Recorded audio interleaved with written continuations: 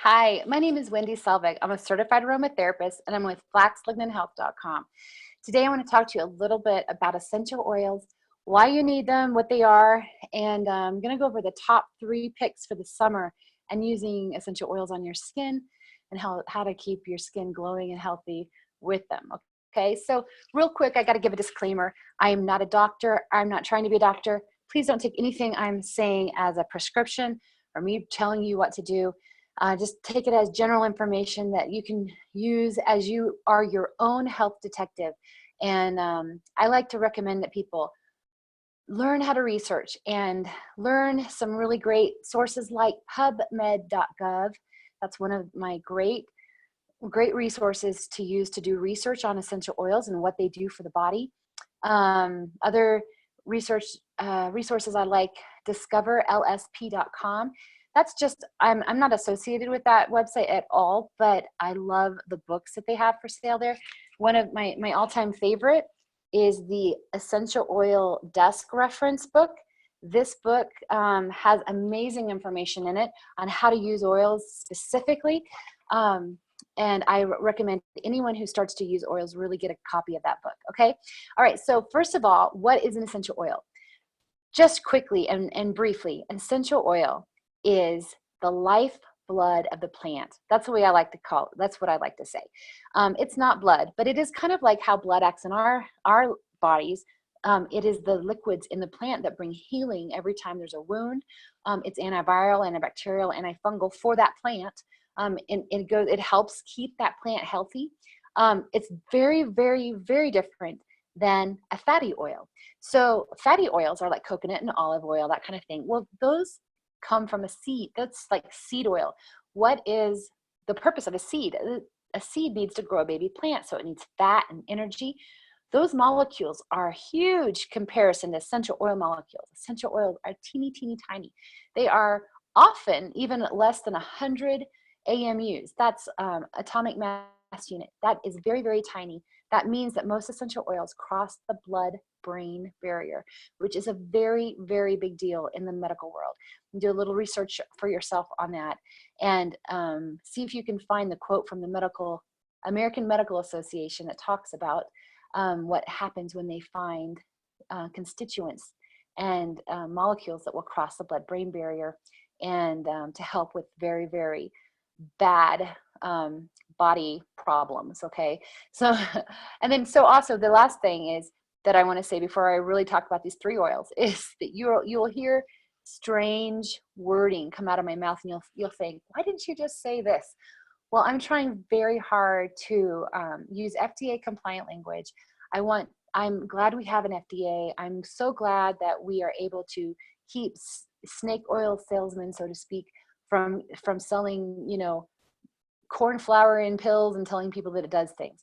I'm so glad we have that. But because the industry is so crazy and there's so many regulations, there is only a specific way that I can tell you what these oils will do. So I don't want to make them into a drug and try to tell you that they make any claims. So you're going to hear me talk about body systems a lot and how they support our body systems.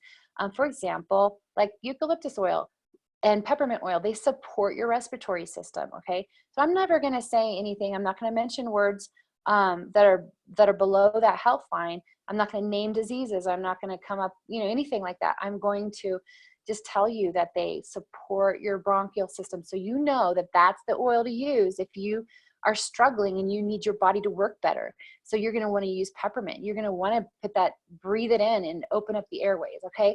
So just so you know, if you hear me word something strangely, there's a reason behind it, and I'm just trying to stay compliant and to say things correctly, okay? All right, so I'm gonna tell you about the top 3 oils. The first one is lavender. If you do not have lavender essential oil, you are missing out on life, okay?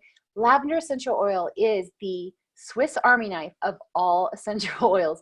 If you don't know what oil to use in any application, you can use lavender and pretty much be safe that it's going to help you.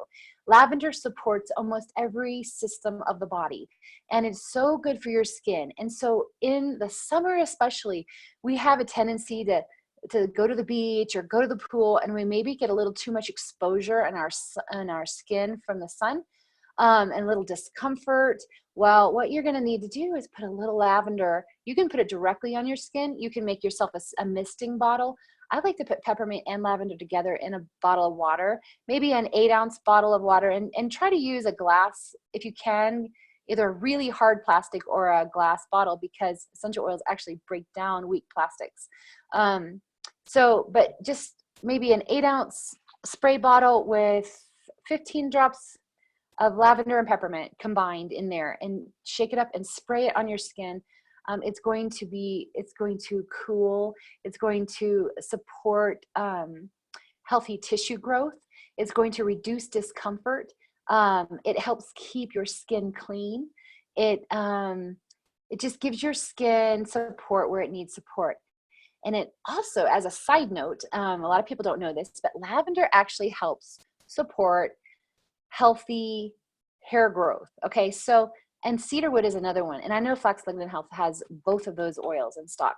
But you can take cedarwood and lavender and put it in, I would put maybe in an 8-ounce bottle, I'd put 15 to 20 drops of both in that. And I would spray it on my hair every day and just comb it through. And it's going to help, I'd say maybe by 6 to 8 weeks, you'll see a difference. But it helps healthy hair growth. And a lot of aromatherapists know this, but it's a little trick of the trade, is to get an empty mascara bottle applicator. I think you can order on Amazon just an empty mascara bottle, or I actually put lavender in my own mascara. I just put a couple drops in my mascara and I put it on my eyelashes every day. And I just see really great growth and thick eyelashes. So that's just kind of a little trick of the trade to know about lavender. And then the last thing about lavender is it helps support a healthy night's sleep. So you are going to diffuse it in your room if you can. If you don't have a diffuser, go to flaxligninhealth.com, get yourself a diffuser. They have really nice quality ones, the Young Living ones. And then they found a reasonable, inexpensive one that it maybe not be as great a quality as a Young Living, but it gets the job done. And so you don't have to pay a lot of money to get a diffuser. And so I just recommend getting a diffuser and then diffusing lavender and water at night while you sleep. And it's going to help you reach deeper levels of sleep and just rest really well. So that's my faves about lavender, and I hope that helps you. My next oil that I like to talk about for the summer is peppermint. And because peppermint pairs really well with lavender. For example, we talked about having too much sun, peppermint's going to cool your skin. It is cooling in everything, in every application. So if you need it on your skin to cool that down, that's going to really help. But peppermint also will cool your body temperature, period, right? So there's lots of times and instances where you need to cool a body temperature. And so you would just put a couple drops in the belly button, and this works for children. I have got 3 kids. I've used this so many times. Also, it's really great to put the peppermint oil on their feet, because the skin on their feet is not super sensitive, and you don't have to worry about getting it like in their eyes or anything. Put it on their feet and put socks on to cover it up, but it's going to cool their body temperature down. And I've had many instances where this has worked so great for us. So it's great for that. And then it's also great for your digestive system. If you have any digestive system issues, consider peppermint. And you can put a couple drops under your tongue. You can drink it in water. But let me just give you the heads up. As an aromatherapist, I did a little study when I was learning to become an aromatherapist. It was a school that had nothing to do with Young Living. So this is not promoting, it was not promoting to for Young Living. But what I found out is that almost every single essential oil company out there is too small to have their own distilleries. They're not big enough to have their own distilleries. So they buy their oils from vendors who they get them from the perfume industry. And the perfume industry was not designed for health.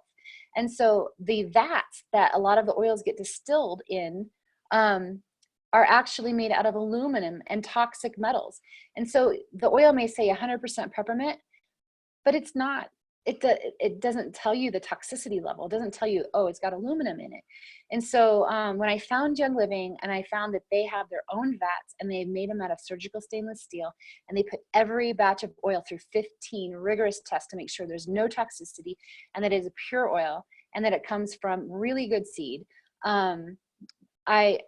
It's the only company like it. And so they are therapeutic grade, and you can take them internally. Never, ever, ever take anything internally that you've gotten off of just a random, like Amazon or Walmart. Those oils are probably 100% impure.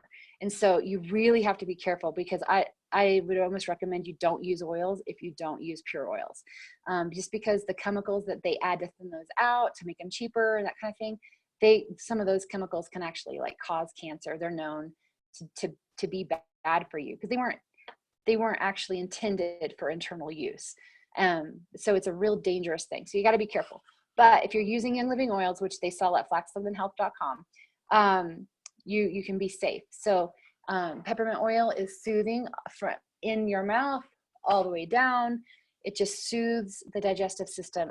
Anything that's just uncomfortable or upset, you can take a few drops of peppermint, and it's going to soothe that for you. Okay. The last oil is frankincense. Frankincense is an amazing, amazing oil, and I can't talk very much about its properties without breaking my ability to speak FDA compliantly. And so I would recommend you going to pubmed.gov and doing a little research. The actual species name is Boswellia, Boswellia, and the two varieties that I recommend is Carteri, Carteri, and Sacra, Sacra. So Boswellia sacra, you would look that up, and just to see some of the tests that they've done and the scientists have done, doctors have done, to see what they do. You might also put in, if there's some illness or whatever you're worried about, put that in next to the terms and see if any specific tests have been done on those things. You can do your own research, and you can figure these things out. But frankincense, let me just tell you, supports healthy cell regeneration. Okay, so think about what happens. Our cells are regenerating all the time. If the DNA, if something happens and something wrong happens and it replicates incorrectly, we have big problems, right? So we don't want that to happen. So frankincense taken internally, frankincense topically is the most common.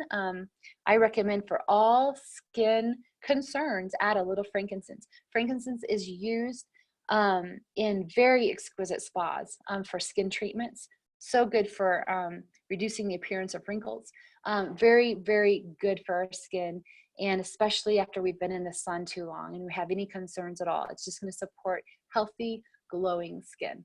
All right, so I know I've given you a lot of information. If you have any questions, I'd like to know more, send me an email, wendy@flaxliveandhealth.com. And thank you for watching today. For health, vitality, and immune system support, I'm Wendy Selvig at flaxliveandhealth.com.